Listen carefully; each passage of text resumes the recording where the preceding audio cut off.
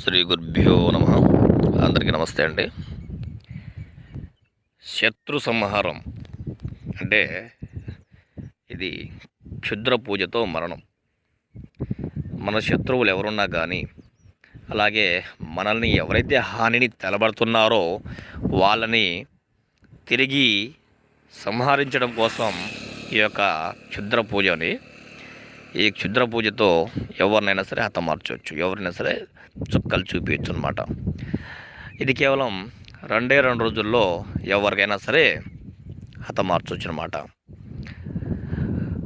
అలాగే మంత్రం అండి, ఓం గ్రీం గ్రాం పట్ స్వాహ, ఓం శత్రు మారయ మారయ శత్రు నాశినే నాశినే స్వాహ, ఓం క్లీం కాళీ కరాళి పట్ స్వాహ అనే మంత్రాన్ని మనం జపించాలి.